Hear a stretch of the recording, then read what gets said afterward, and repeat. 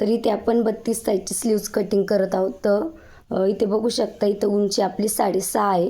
तर 6.5 मध्ये मी 1 इंच घेतलेला आहे, म्हणजे 7.5 घेतलेली आहे. इथे अर्धा इंच शिलाईसाठी जातो, इथे अर्धा इंच, असा टोटल 1 इंच आपला जातो. तर इथे 6.5 असल्यामुळे मी 7.5 घेतलेली आहे.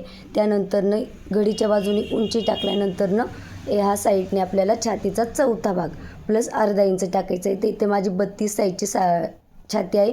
तर इथं 32चा चौथा भाग म्हणजे 8 इंच व प्लस अर्धा इंच टाकायचा आहे. त्यानंतरनं इथे छातीचा चौथा भाग प्लस अर्धा इंच घेतल्यानंतरनं आपल्याला बाही उतार 3 इंच द्यायचा आहे.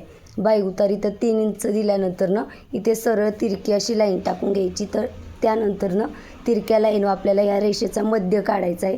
तर इथे माझा मध्य येतो. मध्य काढल्यानंतरनं आपल्याला या साईडला अर्ध्या इंचावर असा गोल आकार बाईचा द्यायचा आहे. त्यानंतरनं इथे आतल्या इंचावर गोल असा बाईचा आकार द्यायचा आहे.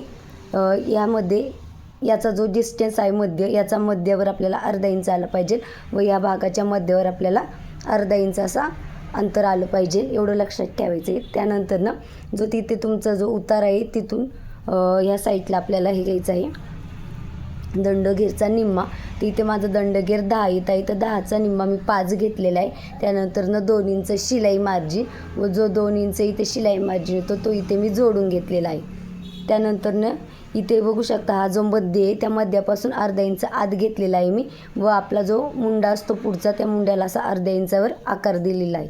अजून काही डाऊट असेल तर नक्की कमेंट बॉक्समध्ये सांगा.